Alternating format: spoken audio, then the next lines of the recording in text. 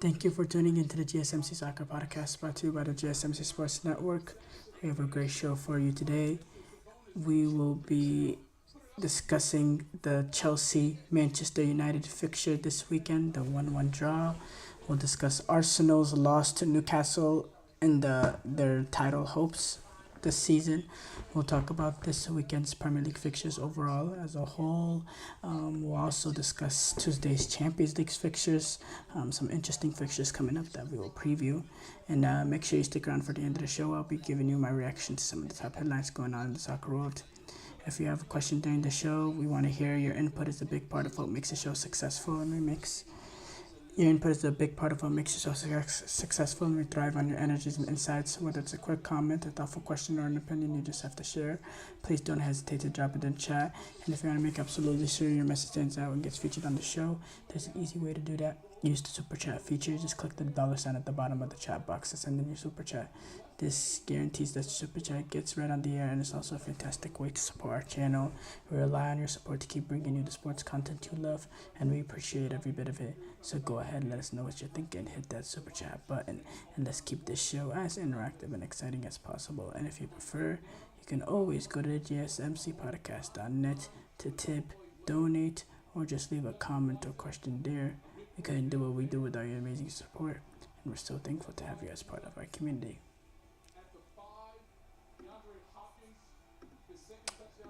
We have to start off though with Manchester United's 1-1 draw with Chelsea. Man United playing their first Premier League game now.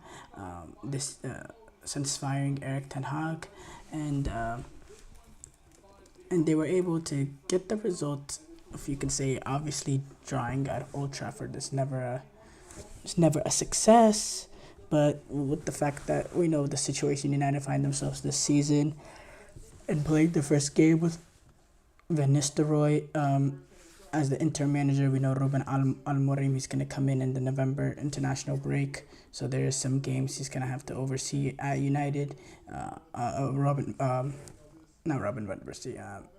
Van Nistelrooy, he's going to have to oversee this game, the game against Athens, and the game against Leicester in the Premier League. They play against PAOK.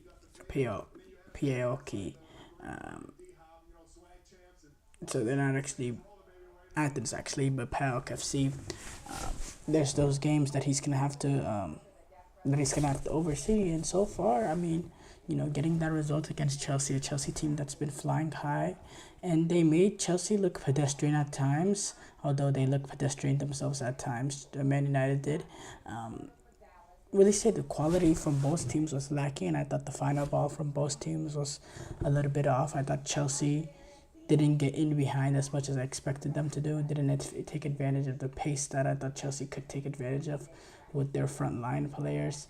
If you look at United, though, obviously we know the quality is not the highest level of standard to United teams of the past, so we suppress our expectations from that. But there was a few moments here and there that's good, and look, United are probably the worst Premier League team that they've been in a very, since probably Sir Alex Ferguson right now. They're sitting 14th through 10 or 11 match days. Is that's a ridiculous number for a club like Manchester United to sit in 14th. But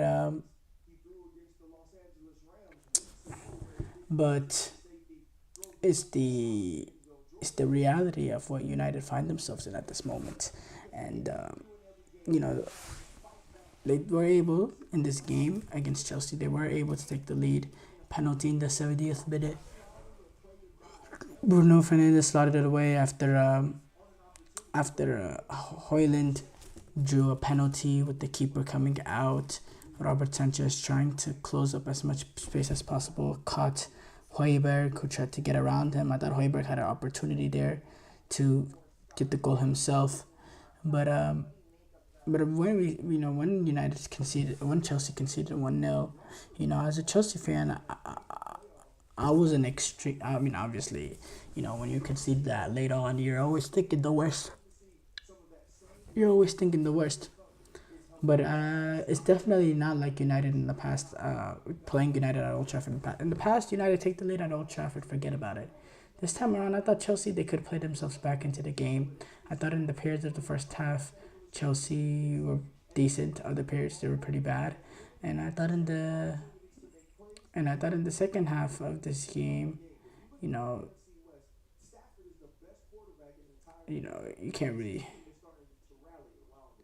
Um, in the second half of the game, against Manchester United, I thought Chelsea had a few moments, but again, they didn't dominate Manchester United the way I expected. There wasn't no both teams didn't create that much clear cut opportunities. We have to say most of the food that we ate was hotel food or or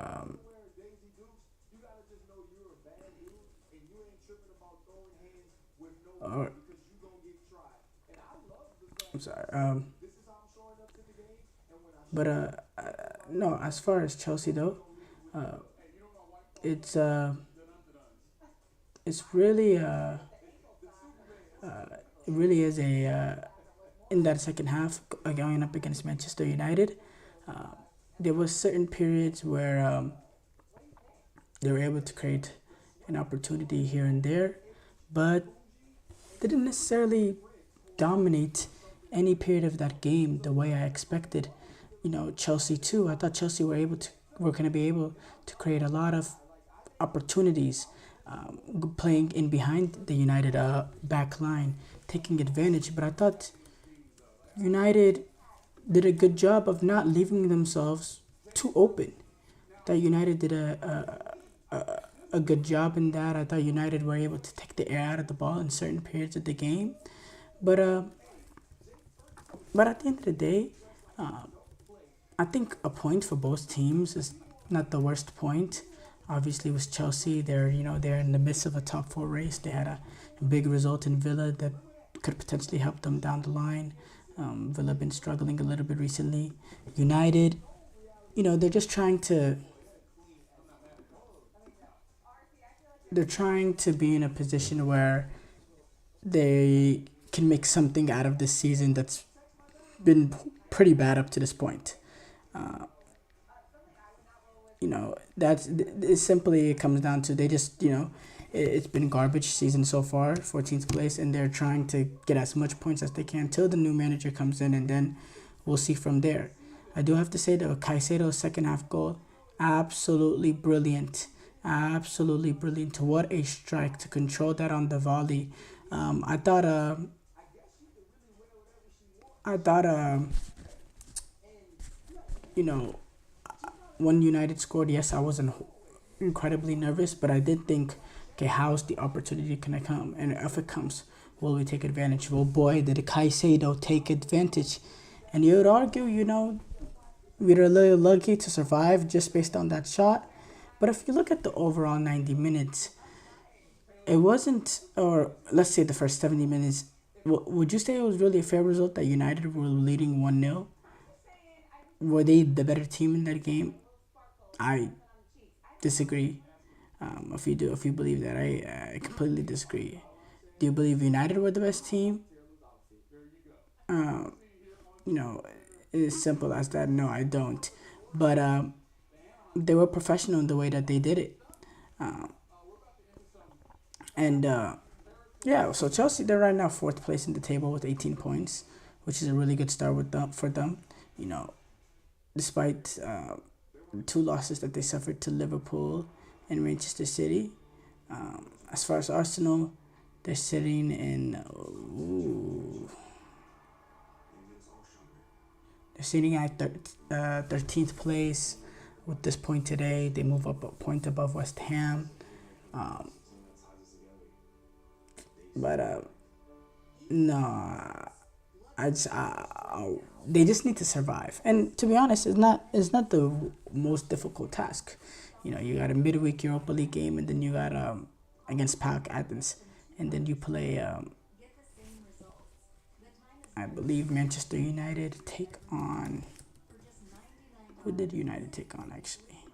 Take on Leicester, newly promoted Leicester, and then Ruben Amorim is going to be able to come in and play Ipswich Town, Bodo Glimt, Everton. I think that's a really, really good start for him to start building some confidence at United, going up against teams that are not the most difficult to play against, don't really have the quality levels to match with those. I do want to say, though, something I do look forward to seeing under Ruben Amorim. How much trust and faith does he have in Marcus Rashford? Erik Ten Hag, damn near unwavering support, unwavering defense of him, unwavering support, game in, game out, continue to start him despite him not being the best for the club, despite everything we know, and despite everything we know. But going back to the point I was making overall,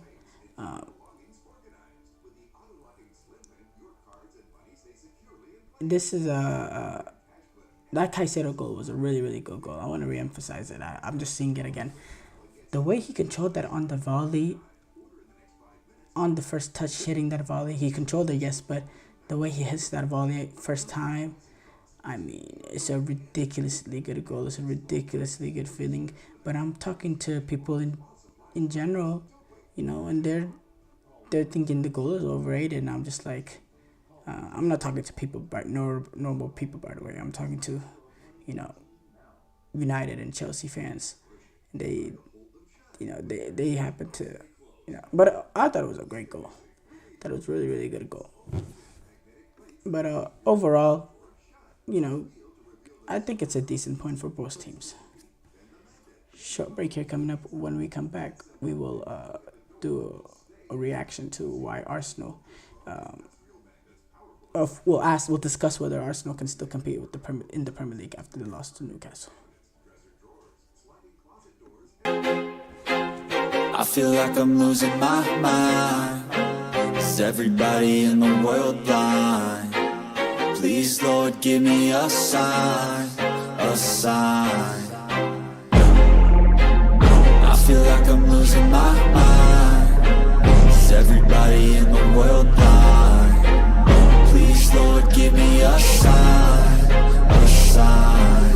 I wanna be the greatest. Everybody on their fake shit. I look around and feel like everybody is the fakest. I make this every day and I'm impatient, hoping one day I blow up from the basement. Statement, the top is so vacant. I don't hear shit that I think is amazing. Waiting for my day when I'm playing sold out shows for 1,000 faces. Hey, give me that crown, get in my way and to be put down. It ain't your place, all this my town. If I want that shit, then I'll get it right now. I'm losing it, the noose it fits. I'm losing shit, a stupid myth. You choose to live or choose to dip. You choose to fight or lose your grip and lose a gift. I feel like I'm losing my mind. Is everybody in the world blind? Please, Lord, give me a sign, a sign. I feel like I'm losing my mind. Is everybody in the world blind?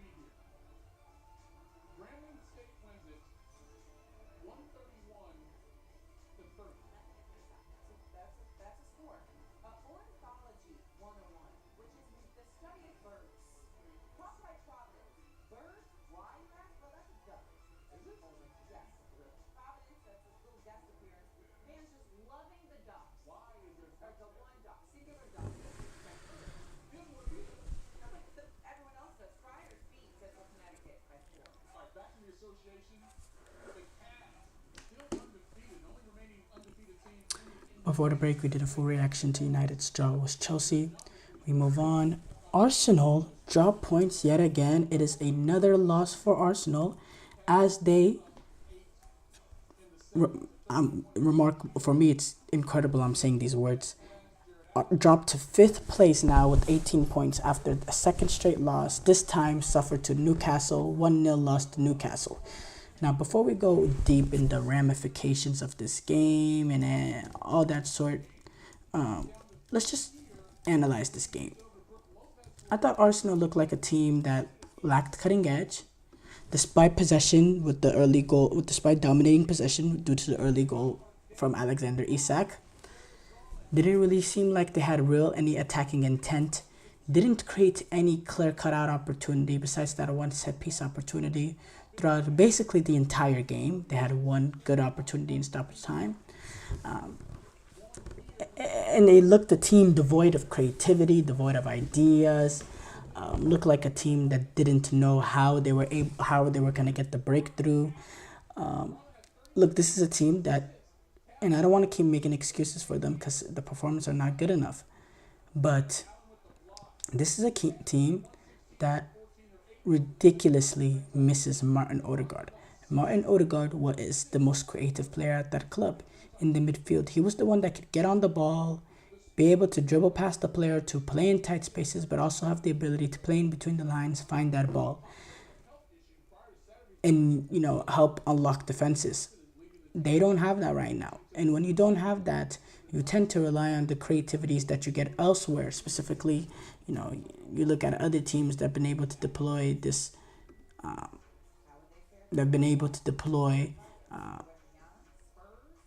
players, deploy their teams without having their most creative player. They tend to rely on the creativity from their wingers. You don't get much creativity from Martinelli and Bukayo Saka. And then on top of that, your fullbacks are Jody and Timber and Thomas Partey. Timber playing on the left-hand side. Partey is not even a right back. They're both not players that give you much going forward. So you're lacking that creativity. You're lacking the players that play in tight spaces. You have a squad there, and Arsenal, these individuals, yes, Leandro Trossard, Kai Havertz, Mikel Merino, Declan Rice, Saka, Martinelli. These are all still really, really good players, but they have that big hole in that creativity factor of Martin Odegaard, and is creating an issue in midfield in that team. They're lacking a little bit of unbalance. They're lacking that player to play in between the lines. Merino, he came in to play next to Declan Rice, to allow Declan Rice to play more in his natural position, and Merino can do some of the other work. But now they're both having to take up some of the creative load with Odegaard being out, and that's just not their game. Mikel Merino is a player that can control the tempo from midfield if he needs to, and can occasionally get into the box and get his head on a ball and be a threat to score goals. But he's not a player that plays in between the lines. Trossard is not that player either. Kai Havertz is not that a player. And when you're missing a player like that,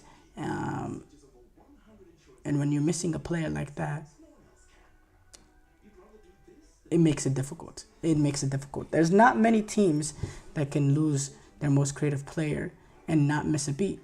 And Arsenal, they were getting away with it earlier this season. You see, they're taking advantage. When Odegaard got out, going up against the likes of Tottenham and City, what happened was, they'll play a little bit more defensive. They'll allow the other team to dominate the ball, dominate possession, but they'd be more clinical than the other team. They had the more cutting edge.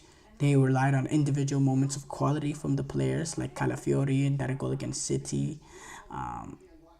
They rely on individual moments of brilliance like that. And that's how they get the breakthrough. Or it'll be set pieces. And they've been heavily relying on set pieces. They don't create much in open play. They're almost a nightmare to watch in open play. And it was just so shocking to watch. I didn't expect this, especially knowing with the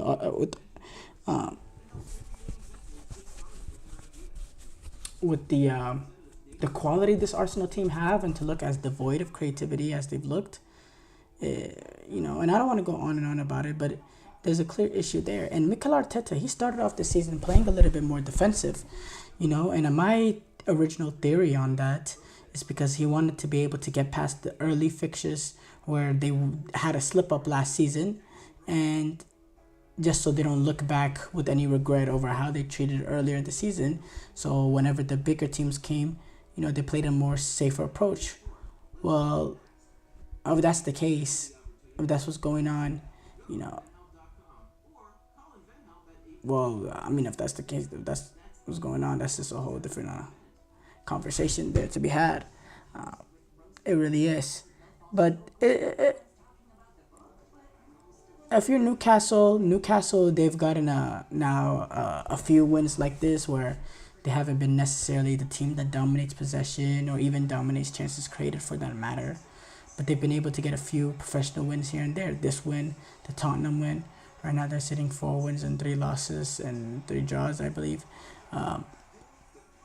Which is not horrible. It's about, you put you ahead of United, but this is a Newcastle team that we expected some high things from, and so far they have not lived up to the quality from what I've heard of. But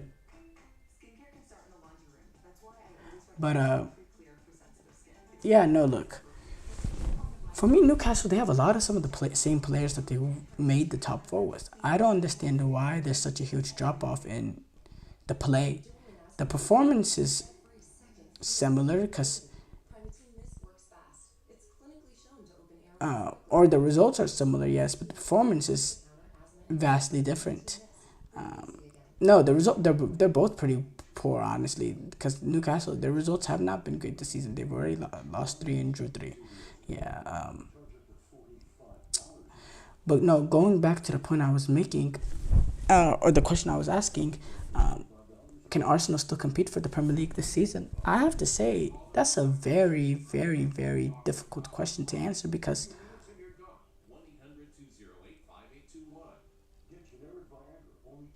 okay, it's not that difficult for me, but I could see why it is difficult. How do you expect Manchester City to dominate, the Premier League like they have the last few years? Well, that's your answer there. They do, we didn't expect this, but it still happened. And with how great Manchester City is, you can't be slipping up like this. You cannot be slipping against a lower leg opposition in Newcastle, because Newcastle right now, they're not the Newcastle team that made the top 4. If you're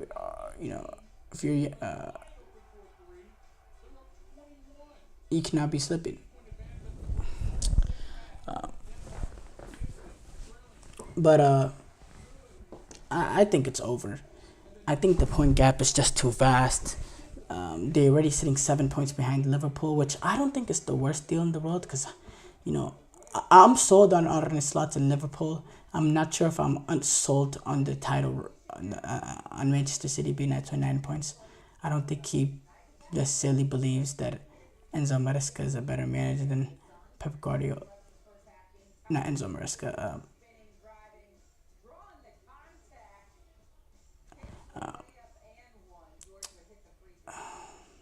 Back to the main point I was making though regarding Newcastle. I went on a tangent there a little bit, but Newcastle, no, overall they're a solid opposition.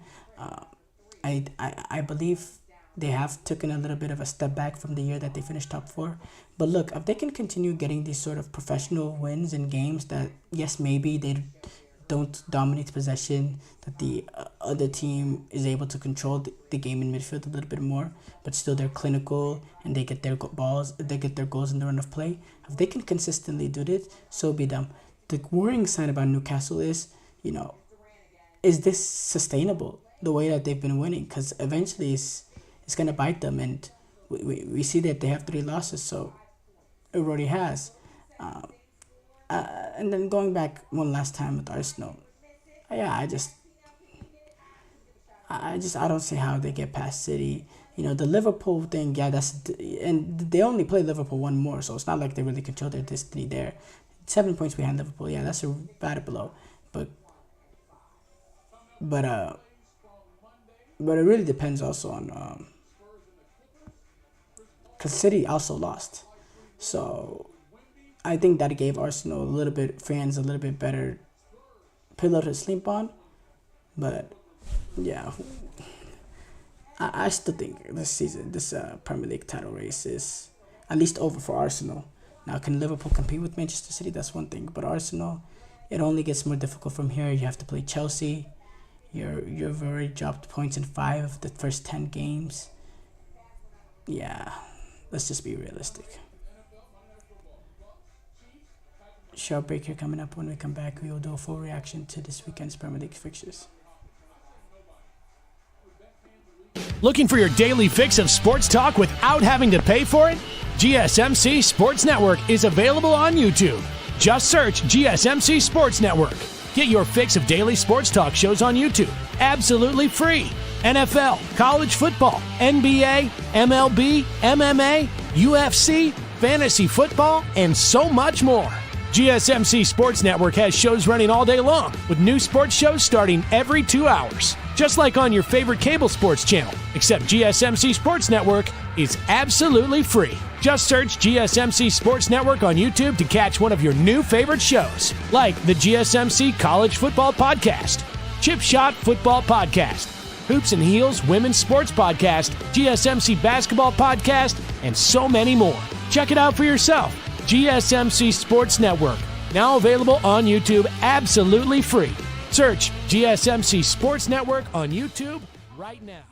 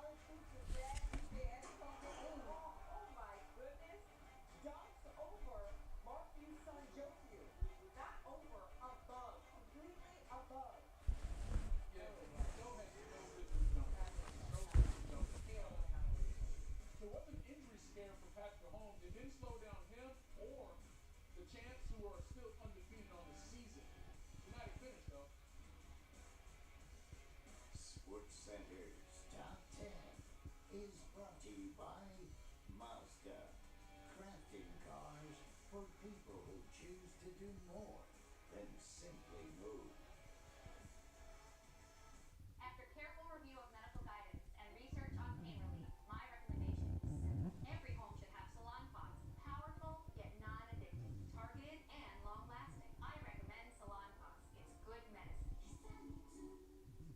Guys, got hair loss? I know what you're thinking. Should I shave my head? Comb it over? Wear a hat? Just stop. This isn't 1970. Keep your hair and your confidence because Bosley, America's #1 hair restoration experts, can give you your real hair back permanently. Check them out.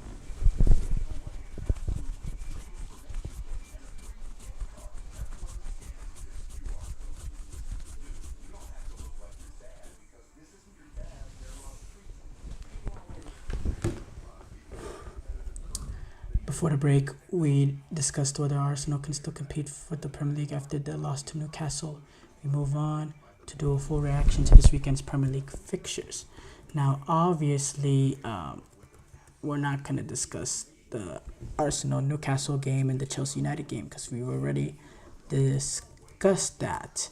But biggest takeaway from those two games, Arsenal essentially playing themselves, as every day goes by, they're playing themselves slowly or really quickly out of the title race.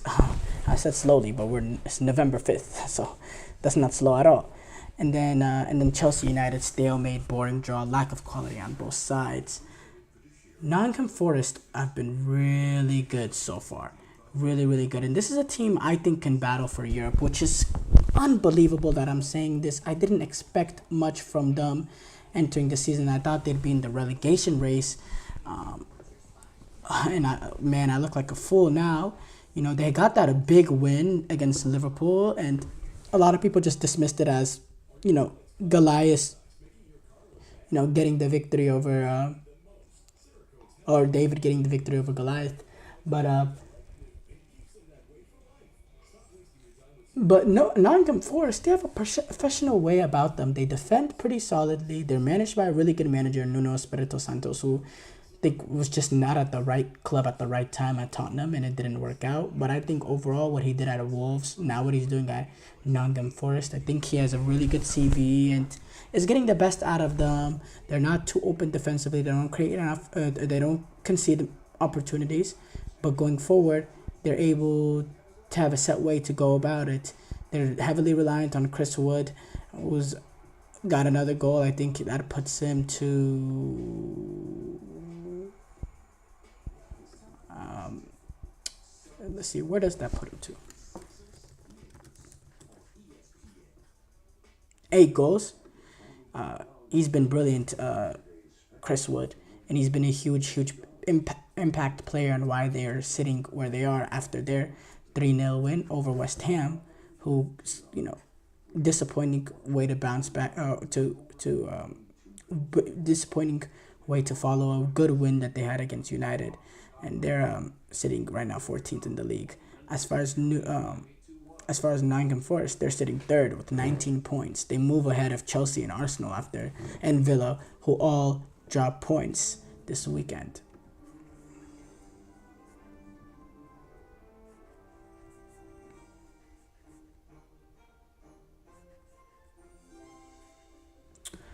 When you can make anything possible because you have a reliable connection that puts everything within reach, that's life unlimited. Liverpool get a 2-1 win over Brighton. It's the late show from Liverpool. They go down early with Fedri Kadioglu with the goal 14th minute, and Liverpool being down late, needing that little bit of quality to save themselves. And it was almost the late show, like very similar to what we saw in a lot of games from Liverpool this season. Not as late. These games came in the 70th and the 72nd minute, but goals that were very essential for Liverpool in this one as they were down 1-0. Especially this game being at Anfield. They've already lost the game at Anfield. Anfield is supposed to be this fortress that other teams fear coming to. And it was a good way for them to defend their home field and get the victory, take advantage of the quality of the players there. I think Cody Gakpo is a pretty underrated player, a player that deserves to be rated. And Salah, what a goal. Hey, you never get surprised with this man. I mean, absolutely brilliant goal from him, cutting in onto his left foot. Sensational curling, strike. And we've seen him, score goals like that. He scored a goal like that against Chelsea as well. He just has that quality. He really might go down as the best winger of all time. The longevity. Yes, he's not the most technically gifted in terms of playing in tight spaces and all that.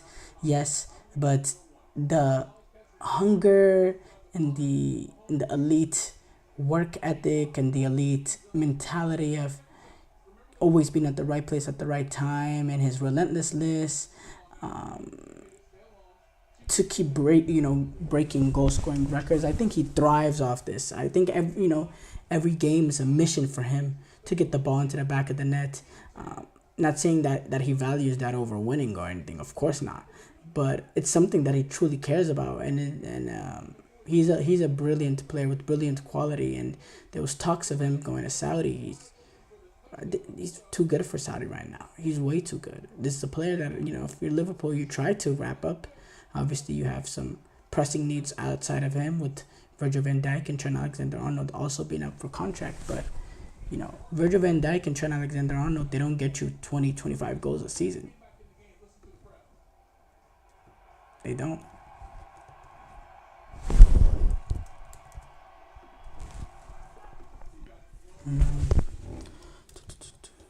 So we discussed Liverpool, Brentford. We discussed Fulham. No, we did not. Oh, Ipswich Town, Leicester City 1-1 draw. it was a late equalizing draw for IU against Ipswich, as they were playing at Portman Road, where Ipswich could be semi-difficult to play against.